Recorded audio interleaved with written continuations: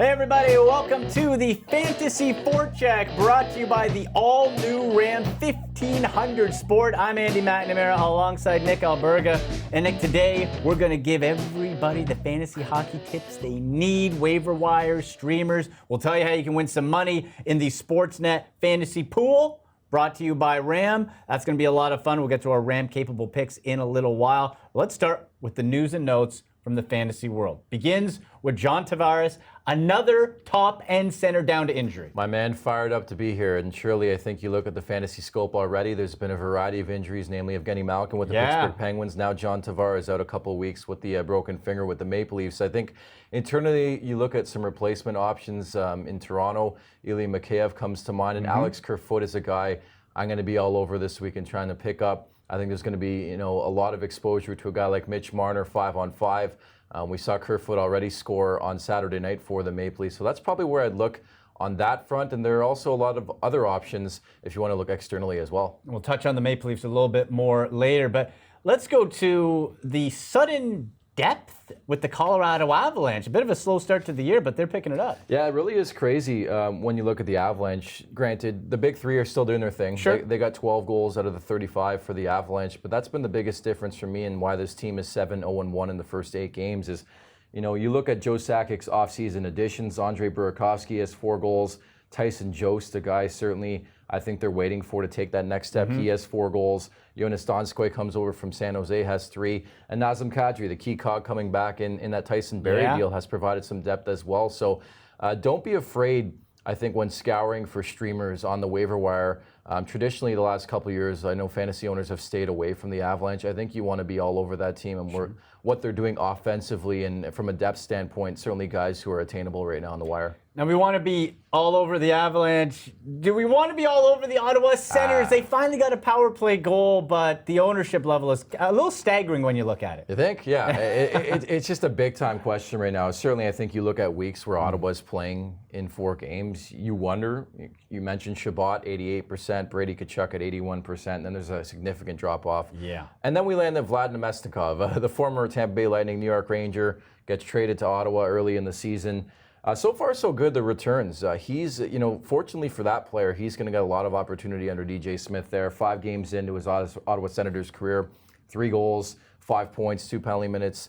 He's offering some sneaky value right now. So certainly I think if you're desperate or if there's a lot of depth to be had in your league, you look at Wladim Mestikov. And the other guy I would look at is Connor Brown, who's still playing on the top line, 5 assists in his first 7 games, and certainly will get a bigger role offensively as the season goes on here as opposed to his days in Toronto. Yeah, we've seen him pop from time to time. Yep. Now, Nick, as we know in fantasy hockey, you play more games, gives you more chances for fantasy points. Seems pretty straightforward. Well, 4 game weeks, there's 10 teams who got him this week. Who are some waiver wire targets? Yeah, and certainly I think when you look at the Sportsnet Fantasy Hockey Pool, DFS, or even Yahoo, I think schedule manipulation has to be a tool and an ingredient to winning.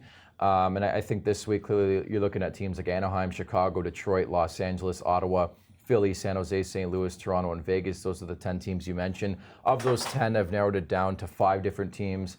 Looking at the Vegas Golden Knights, guys like Paul Stastny, 35% ownership. Cody Glass, the youngsters, had a solid start. In terms of the fantasy pool, here at Sportsnet, Marc-Andre Flurry is always a great play, which I'll talk about later on. Mark Stone and Max Pacioretty providing a lot of value.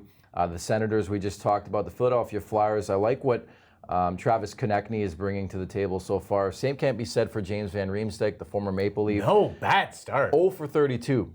32 shots on goal. He's got 0-0. What I'm telling you is James Van Riemsdyk is very, very due, and they're still trying to figure out where he's going to play. I believe right now he's on the 3rd line, but maybe you look at Carter Hart as well.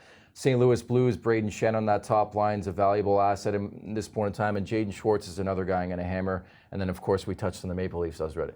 And let's continue there for one of your forwards to pick up, to impart. You're never going to replace JT, John Tavares, but Alex Kerfoot, someone you're looking at. Yeah, Kerfoot's definitely a guy I've got my eye on. We talked about earlier, Mitch Marner and that exposure right there. Ely Mccabe is another guy I know you're rather fond of. And I think it all goes to Mike Babcock and his coaching style. Yeah. You really don't know what's next, do you? he can surprise you. But yeah, I'm going to go with Ely Mccabe with the Maple Leafs as my forward pickup. And the reason is, if Babcock likes you, you know you're going to get chances. It might not always make sense, but you're going to get chances. And for Mikheyev, he was already moved up in Tavares' game where he got injured from the third line up to play with him. He was on the second line on Saturday night. He had an assist with 4 shots, and he's averaging 10.4 fantasy points over his last 4, only owned in 13% of Yahoo leagues. So I think he's worth a pickup. Yeah, a lot of value to be had there. I think from the back end and a defensive guy to look at, I'm looking at the New York Islanders and a guy not many talk about, but has been steadily producing since coming into the NHL last year, and that's Devon Taves. No relation to Jonathan, of course, Captain Serious, but 8 games played, 2 goals, 5 points. He's still on power play too, so be wary of that. But I think as time goes on, the exposure will only better when it comes to him and Matthew Barzal potentially playing together, especially on the power play. 12% ownership right now when it comes to Devon Taves, but I like the value extracted there.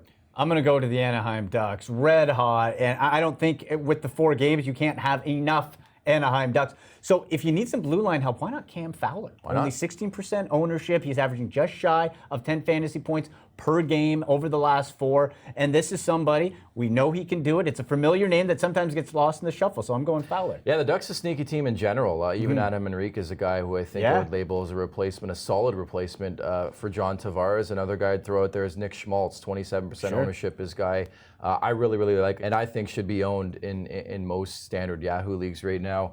As for goaltending, I'm going back to the well. Maybe I'm in a small minority, but Jonathan Quick is a guy I'm still targeting. I think he's a phenomenal buy low option. I get it. The first 3 starts were pitiful. He was dreadful. This guy's a gamer. His resume is impressive. We all know what he's done. 32% ownership right now, and I think he showed me a lot in that 4-1 win against Calgary on Saturday. And let's not forget, most goalies, most elite netminders in the NHL don't start skating until about the month of August. So give these guys some time. You got to be patient when it comes to the goalies. One goaltender that's been off to a real hot start. The hottest start you can get, Mikko Koskinen for the Edmonton Oilers. 4 games, 4 wins, 2.21 goals against, a save percentage that's through the roof. Like, he's done nothing but win and done great things. Now, the problem, of course, is he is in a bit of a timeshare with the Oilers. But if you're in a league where you can have that backup, it's the 2 goaltender league, pick him up, have him on your bench, and for DFS when he's playing, slide him in until he gives you a reason not to. Yeah, that's exactly it. When it comes to the Sportsnet Fantasy Hockey Pool, I've been all over the Edmonton goaltending situation, DFS as well, and I think you just have to go with the flow at this point in time. The Oilers have been pretty stifling defensively. Granted, they're getting the goaltending, especially from Mikko Koskinen.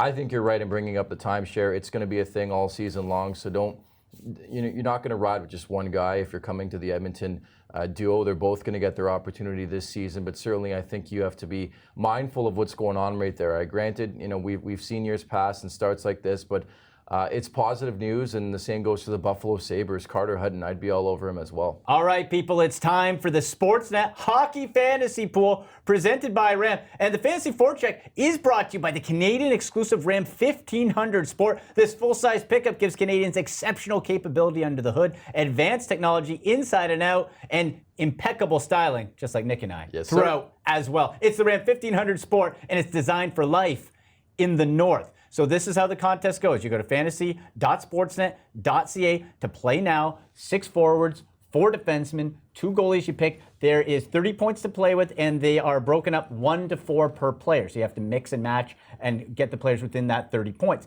Then you ram capable up 1 forward, 1 defender, 1 goalie to get double the fantasy points. And of course, Nick, there's the prizes, baby. Yeah. There's the prize. $132,000 in prizes, smaller cash prizes as well, and you could even win one of these brand spanking new Dodge Ram 1500 Sport. Pretty cool. Yeah. What more can you ask for? Come on, man. Ram capable picks, those are the vital parts, as you mentioned, double the points. This week, first and foremost, I want to preface by saying I'm still going to the well when it comes to Anthony Mantha, Braden Shen, James Neal. They're just really, really good value. Max Pacioretty goes for them.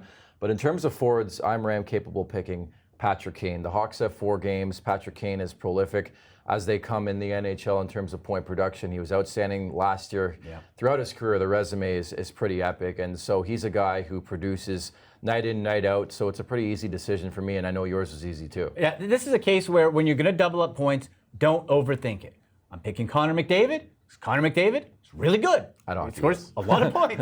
Really good at hockey. So I'm going to slap the Ram capable tag on him to double up the points. So we should say the prizes are for a Canadian residents, but if you're an American viewer, still take this advice, still very applicable to DFS in your season longs. Yeah, certainly. And I think when you look at the back end, another easy decision for myself at least, Brent Burns, all-world point producer for my money, one of the best point-producing defensemen, if not the best in the NHL. San Jose snapped out of their little funk to start this season, and there's just so much value, especially in a 4-game week for the San Jose Sharks. I can't deviate from going with Brent Burns as my Ram-capable pick. I love it. I'll go Kris Letang off to another good start. We know he is reliable. So again, you're looking to double up the points. Go with the guys who you know are going to be able to do it. Who do you got in between the pipes? Marc-Andre Flurry, pretty simple decision for me. I think when you look at the Golden Knights, Malcolm Subban is banged up right now, and of course that's their normal backup. I'm not sure how much faith they have in the backup goaltending situation there, so I think Flurry is going to play quite a bit and play well at that. He's had a really good start, coming off a shutout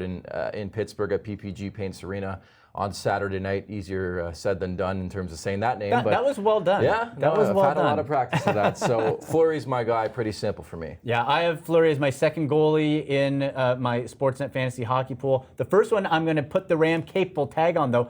Going back to Anaheim, baby. Yeah. I'm flapping my wings with the Ducks. John Gibson, 1.85 goals against, 941 save percentage. The guy has been spectacular, as have the Ducks. There's, if I'm looking to play it safe and double up, I'll go with Gibby. And to quote the Minnesota Miracle Man, Ducks fly together. Ducks I'm fly with you together. 100p. John Gibson, you look at his body of work the last couple of years. Granted, he gets hurt. Don't get me wrong. There is that issue with, can he stay healthy? But when he is healthy, he has proven to be one of the top goalies. Let's not forget, 3 quarters into last year, he was probably the front runner for the Vezina Trophy. He got really taxed, really fatigued, and fell out of the conversation. But I think that's a really, really good pick. All right, folks. So there you go. Let us know your fantasy picks. Do you like our picks? Tag us on Twitter at AndyMC81. At the Golden Muzzy. And let us know. Have fun this week. We will see you next week on the Fantasy Forecheck presented by Ram. Woo! See ya.